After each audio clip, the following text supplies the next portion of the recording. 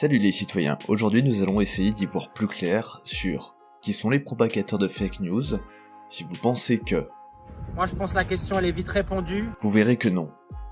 Et que cela ne nous facilite pas la vie pour nous informer et nous construire un avis éclairé. Vous l'aurez compris, aujourd'hui nous n'allons pas parler de nos élus, mais de nous, les citoyens. Je voudrais faire passer un message à tous ceux qui souhaitent voir naître un pouvoir populaire fort. Nous menons un même combat, nous sommes d'accord sur beaucoup de choses, un probable désaccord sur d'autres, dont nous allons parler maintenant. À la fin de cette vidéo, vos retours me seront précieux. Amis démocrates, comme toi je nourris une défiance envers nos élus. Comme toi je doute beaucoup de ce qu'ils disent. Comme toi, je sais que l'on nous ment régulièrement. 5 mai, dépêche de l'AFP. Déclaration du ministère de l'Agriculture, les taux de radioactivité des produits agricoles sont normaux en France.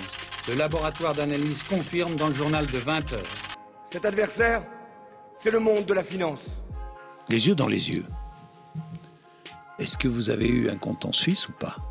Je n'ai jamais eu de compte en Suisse, Jean-Jacques Bourdin. J'avais une part d'ombre. C'est d'ailleurs l'une des raisons pour lesquelles Moi Citoyen Lambda existe. Informer sur l'activité parlementaire, mettre en avant certaines dérives, et faire gagner de nouveaux droits politiques aux citoyens. Il est légitime que nous demandions à nos représentants de l'honnêteté, de la probité, de l'exemplarité, mais ce que nous exigeons pour nos élus, nous devons l'exiger pour nous-mêmes. Nous devrions faire preuve de rigueur dans la façon dont nous construisons nos opinions, sans quoi, nous, les citoyens, continueront d'être discrédités dans les médias, calomniés au fil d'articles pour quelques propos tenus ou fausses informations relayées. Que ce soit nos représentants ou certains qui s'y opposent, il peut y avoir des personnes susceptibles d'abuser de notre confiance. Ces dernières se faisant passer pour des résistants, des antisystèmes, nous n'avons pas de mal à acquiescer à leurs propos, qui sont souvent en opposition avec le système actuel. Système que nous voulons faire évoluer, avec lequel nous pouvons être en désaccord. Sans que nous en prenions conscience, nous avons tendance à penser « l'ennemi de mon ennemi est mon ami », et nous accordons alors une crédibilité par principe, sans vérifier les affirmations qui nous sont mises sous les yeux. Avant de passer à la suite, je veux rapidement revenir sur le « nous » utilisé un peu plus haut.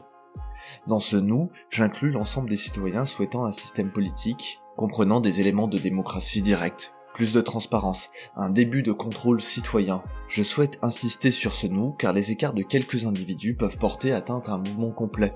Cela fut le cas avec le mouvement des Gilets jaunes, qui au fur et à mesure des contre-vérités diffusées par les uns et les autres, a pu être discrédité, alors même que les aspirations démocratiques de ce mouvement sont partagées avec une grande majorité de la population.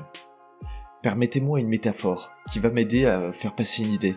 Elle pourra vous paraître simpliste, absurde au premier abord, mais peu importe. Vous comprendrez là où je veux en venir. Si je ne fais plus confiance à un marchand de pommes, et que le marchand de fraises me dit que ce vendeur met du sans-plomb sur ses pommes afin de les rendre plus attrayantes, alors, en ayant un a priori négatif sur le marchand de pommes, je n'aurai pas de mal à croire ce vendeur de fraises. Et peut-être même que je me tournerai vers ses produits, plutôt que vers ceux du marchand de pommes. On observe là deux phénomènes. 1. Le fait que le marchand de pommes ne soit pas digne de confiance peut m'inciter à croire quelqu'un qui le contredit, sans l'ombre d'une preuve, même si ce qu'il affirme est faux. 2.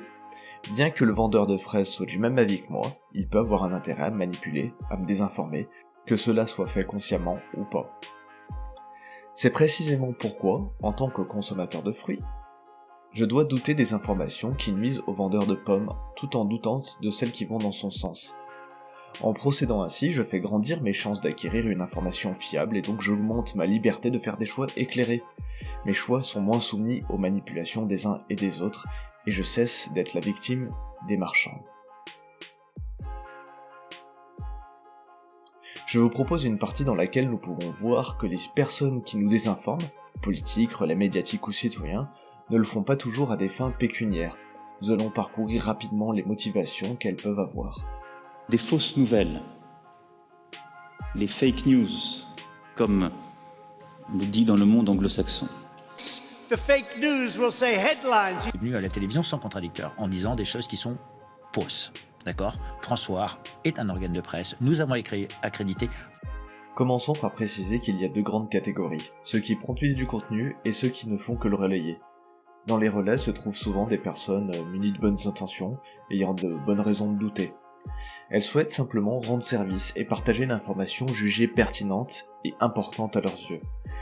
Si vous vous reconnaissez en partie dans ceci, c'est que vous avez une certaine curiosité, une appétence pour les sujets d'actualité, que vous voulez comprendre le monde qui vous entoure et partager ce que vous pensez avoir compris. Ces qualités sont nobles et méritent d'être reconnues. Nous avons besoin de personnes comme vous ayant ces qualités pour que nos sociétés évoluent. C'est donc pour vous, vous qui êtes rempli de bonnes intentions, à qui je consacre cette vidéo. Mais vous n'en êtes pas pour autant l'objet. Je voudrais qu'ensemble on réfléchisse aux raisons qui peuvent amener des désinformateurs, qu'il s'agisse de politiques, de médias, voire même de citoyens, à désinformer, à manipuler les faits, à les tronquer, à les faire mentir, à les sélectionner uniquement parce qu'ils confirment leur opinion. Quelles peuvent être les motivations de nos désinformateurs ? Nous pouvons avoir le profil 1, le simple blagueur, voulant s'amuser des réactions dans les commentaires ou des réactions des collègues à qui il fait passer une vidéo. Je pense notamment à ce pharmacien, qui n'a que envoyé la vidéo à des collègues, d'après ses dires, qui avait fait une vidéo laissant penser que le coca était testé positif au Covid-19. Il paraît que le Coca-Cola rend le test du Covid positif. En réalité, il savait pertinemment que sa vidéo était humoristique. Mais les personnes n'ayant pas ces connaissances sur l'utilisation d'un test antigénique ont pu prendre l'information au premier degré, et ont partagé cette info massivement. La viralité de cette vidéo l'a poussé à formuler des regrets, en expliquant qu'il s'agissait d'une plaisanterie. Le test au coca, bien sûr, ça a été mis dans le coca direct, on n'a pas mis le solvant. Bien sûr que si on met pas le solvant, n'importe quel produit acide donnera un test positif. Donc voilà, il n'y a aucun problème avec le coca, aucun problème avec les tests. Hélas, la vidéo avait déjà été largement répandue, et la vidéo dans laquelle il se rétracte a fait un nombre de vues bien inférieur. Profil numéro 2, la personne en quête de notoriété pour nourrir son ego. La volonté de gagner en notoriété ou d'être connu peut pousser des individus à adapter leurs propos, leurs discours en fonction des opportunités.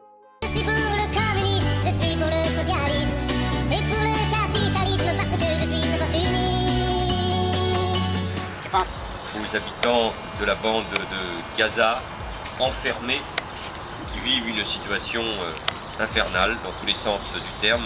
Tout ça est un peu dépassé, ça ne veut pas dire qu'il ne faut pas écouter les attentes des Palestiniens, mais il faut avancer, c'est pour ça que je pense que la France doit reconnaître que Jérusalem est la capitale d'Israël. Ma question c'est, est-ce que vous pouvez aujourd'hui être socialiste français et sioniste? Non mais je n'ai jamais dit que j'étais sioniste, le sujet n'est pas là. Dire aux gens ce qu'ils veulent entendre au détriment de ce qui est vrai peut accroître la notoriété et servir l'ego de cette personne. On peut penser à David Michigan, il a payé pour se construire une fausse notoriété, des faux articles, acheter des followers, des bots. Cette pseudo-notoriété l'a conduit à en avoir une vraie. Appartenir à une catégorie n'exclut pas l'appartenance à une autre catégorie. David Michigan peut également prétendre faire partie du profil numéro 3. Avoir une motivation financière.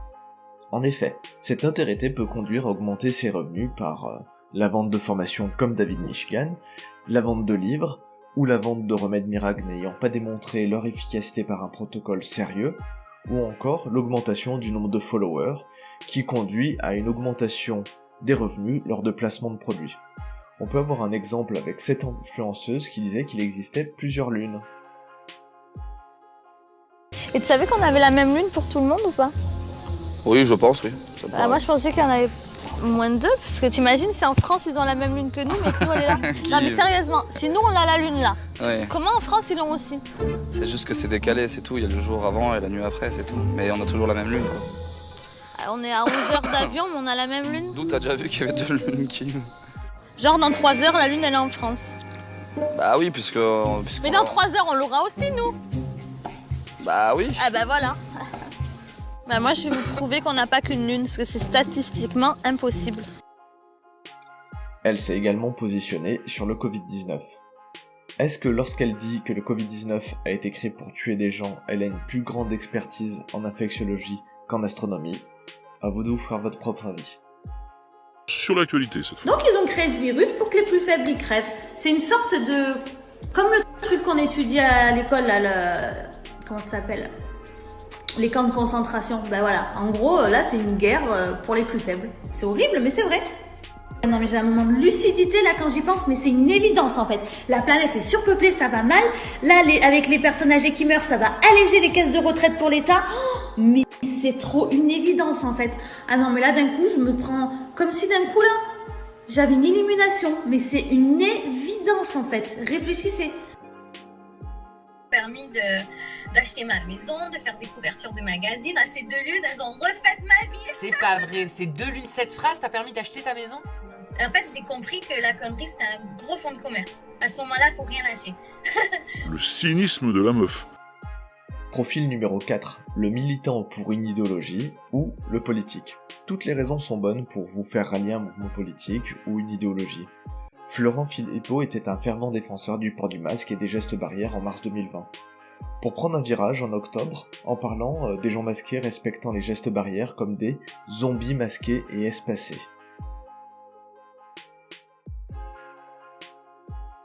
Nous pouvons formuler cette même interrogation lorsque nous voyons, lors d'une manifestation de policiers qui recueille des soutiens allant de l'extrême droite jusqu'à certains élus communistes, est-ce que ces politiques rejoignent cette manifestation ou même une mouvance par adéquation idéologique ou par calcul politique ? Il n'y a pas que dans les oppositions où on peut voir quelques arrangements avec les faits ou quelques alliances opportunes, mais également on peut avoir des arrangements avec la vérité au niveau gouvernemental. Sans poser des grosses fausses informations, nous pouvons voir que certaines peuvent être manipulées afin que la réalité devienne avantageuse. Ainsi, notre président lui-même, ou plutôt ses équipes de communication, coupe la partie inférieure du graphique de façon à ce que celui-ci ne commence pas à 0, mais à 40%. Ce qui peut nous donner l'impression d'un gros écart entre les pays. Alors, où commence la communication et où commence la fausse information ? Une fois de plus, à vous de juger. Pour ma part, je pense que la frontière entre le petit arrangement de communication et la fake news a été franchise lorsque le gouvernement a lancé des signaux contradictoires sur l'utilité du port du masque, disant un jour que ça ne servait à rien, pour dire plus tard qu'il fallait mettre des masques en population générale. Sur ces masques, nous disposons de stocks stratégiques, à la fois dans... Je le redis, il est fondamental que les personnes qui ne sont pas malades, qui ne correspondent pas aux critères retenus et qui ne se sont pas vues indiquer le port d'un masque, n'aillent pas chercher des masques d'une manière ou d'une autre. Les Français ne pourront pas acheter de masques dans les pharmacies parce que ce n'est pas nécessaire quand on n'est pas malade. Encouragerons effectivement le grand public, s'il le souhaite, à porter des masques, en particulier ces masques alternatifs qui sont en cours de production. L'État, à partir du 11 mai, en lien avec les maires, devra permettre à chaque Français de se procurer un masque grand public. Le masque sera rendu obligatoire dans tous les transports. Les scientifiques eux-mêmes ont évolué. Beaucoup de Français ont pensé alors que cette stratégie de communication avait uniquement pour but de ne pas faire apparaître au grand jour la mauvaise gestion des stocks de masques. On peut également noter que certains citoyens peuvent rivaliser avec le gouvernement en montant des groupes pour organiser une certaine désinformation afin de servir leurs objectifs qu'ils jugent certainement louables. Le collectif Les Vaxeuses, qui lutte contre la désinformation vaccinale, a repéré sur un serveur Discord une discussion qui a aussi été capturée par Turtle Ticadi sur Twitter, avant que le serveur soit verrouillé. On peut y lire « Il faut qu'on cherche tous les effets secondaires des vaccins pour les monter en épingle. » Et puis, et si on apprend qu'un d'entre eux est mort, alors on fait hyper tourner. Même si on nous dit qu'il est mort du cancer, vrai ou pas, je m'en fiche. Et plus bas, pour moi, il sera mort du vaccin. Si j'apprends qu'il n'était même pas positif, je m'en fiche, je mens. On tracte, on tweet, on en rajoute à fond la caisse, vous voyez l'idée, du pathos, il nous faut du pathos. Là, on a cette fois non plus des initiatives isolées de gens qui mentent au nom de leur idéal, mais bien des gens qui se groupent pour se concerter sur des stratégies de désinformation, là autour des décès dus au vaccin, et au passage en assumant pleinement de mentir. Mais ne dressons pas un portrait trop sombre des citoyens, on peut voir que certains pensent vraiment œuvrer pour le bien de tous, comme cette personne qui pensait que la Terre était plate, et qui a changé d'avis et qui s'explique un peu là-dessus. Je vous laisse avec lui. But it really, really does. I'm not a mathematician and I'm not a scientist. Maybe that's why really I should not have got so far into what I was talking about being so uninformed. I feel a little bit embarrassed, to be honest, because I genuinely feel like I'm a good guy and I want to continue this and try and... On n'ira pas plus loin dans cette catégorisation de désinformateurs, ce n'est pas vraiment l'objet de la vidéo. J'ai fait cette vidéo car je pense que nous avons besoin d'une méthode pour ne pas nous tromper, ou du moins nous tromper et avoir plus de liberté dans nos choix. J'aimerais partager avec vous quelques bonnes pratiques qui peuvent nous permettre de moins tomber dans des fake news, qu'elles proviennent des gouvernements ou de citoyens. Ça n'est pas mon domaine de prédilection, j'ai pu moi aussi tomber dans des fake news, me faire avoir, croire des gouvernements qui nous mentaient, ou des citoyens qui nous mentaient. Voilà pourquoi vous pourrez me donner vos méthodes et vos astuces en commentaire, ou relever les erreurs que vous pouvez trouver dans mon raisonnement, ou surtout, apporter vos compléments. Aucune vidéo ne pourrait traiter dans son intégralité un sujet si complexe. Nous allons donc voir ensemble les méthodes et les pièges qu'on peut éviter. L'astuce numéro 1. Observez les conflits d'intérêts d'une source. Tous les conflits d'intérêts méritent d'être révélés, ceux des entreprises, des gouvernements, des individus. Mais attention, ne pas tomber dans le piège numéro 1. Un conflit d'intérêts seul, à mon sens, ne suffit pas à discréditer ou à rejeter un argument. Exemple. Est-ce que Didier Raoult est en conflit d'intérêts quand il dit qu'il faut se faire tester massivement, sachant qu'il a une start-up qui fait des tests et des analyses?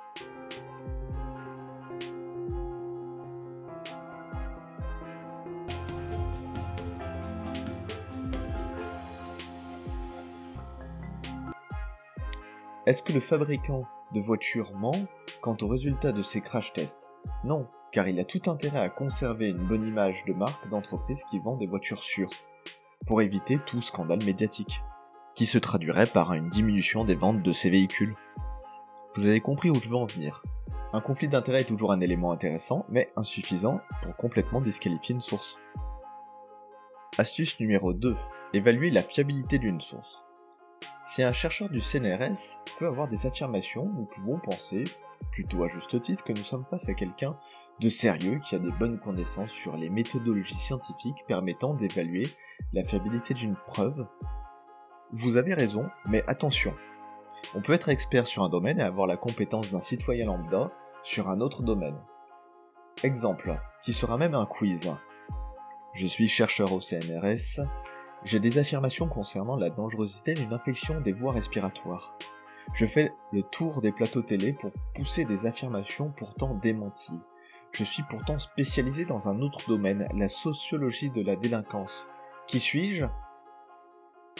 La question qu'il faut se poser, c'est est-ce que ce chercheur au CNRS a plus de compétences sur le domaine traité qu'un citoyen lambda ? Si ce n'est pas le cas, vous n'avez pas plus de raison de le croire lui, plutôt que d'un autre ou même d'un expert de la spécialité dont il parle. Nous devons nous méfier de tout le monde. Certains experts peuvent aussi se tromper sur leur domaine de compétences quand il y a des éléments qui ne font pas le consensus dans la communauté scientifique. Nous devons douter. Nous devons douter de Jean-Michel Ducartier quand il remet en cause un consensus scientifique sans source ou preuve très forte.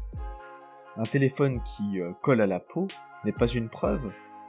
Enfin, peut-être que tu as la peau un peu moite, je ne sais pas pourquoi ce téléphone pourrait coller à ta peau. On peut parler ici de niveau de preuve.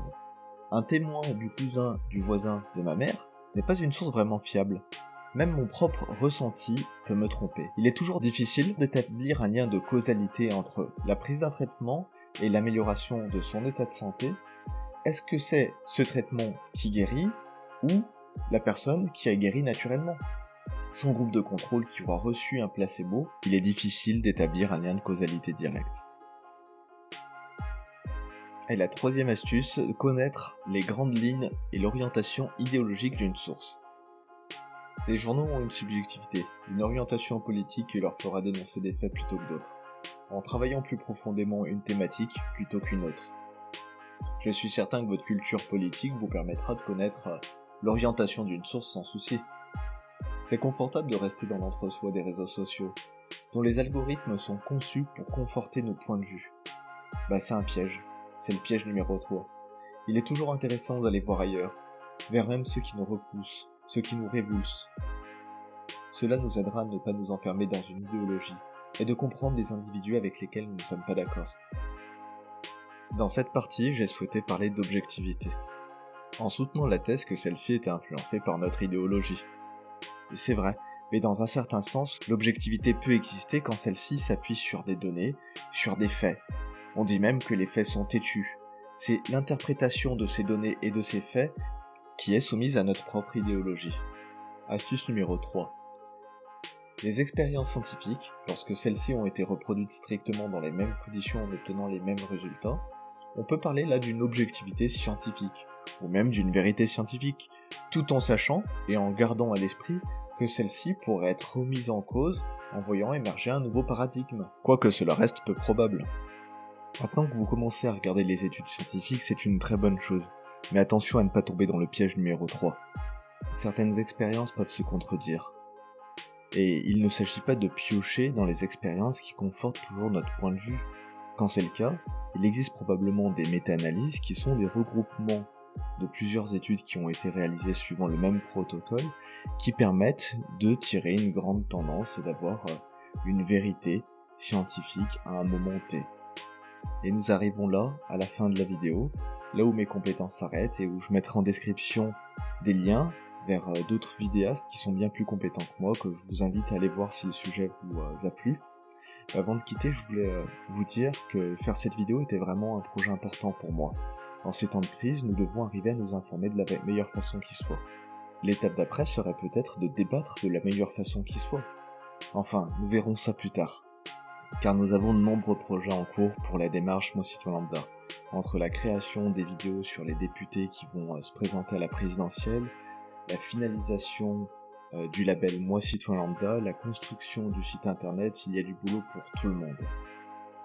Si jamais ces projets vous intéressent, vous pouvez vous abonner à notre chaîne YouTube en activant les notifications pour ne louper aucune vidéo, et également nous suivre sur les réseaux sociaux. Vous pouvez également participer aux dépenses de Moi Citoyen Lambda en donnant de l'argent sur Tipeee si vous en avez les moyens, ou vous avez simplement la possibilité de nous aider en devenant un citoyen actif, en partageant cette vidéo autour de vous, en mettant des pouces bleus si elle vous a plu, ou même en participant directement à la démarche, comme Tommy du Discord qui m'a aidé à rédiger cette vidéo, que je remercie particulièrement. Et merci à vous pour votre attention, à plus les citoyens. Le pouvoir de créer les machines, le pouvoir de créer le bonheur. Vous, le peuple, en avez le pouvoir de rendre la vie belle et libre, le pouvoir de faire de cette vie une merveilleuse aventure. Alors au nom même de la démocratie, utilisons ce pouvoir.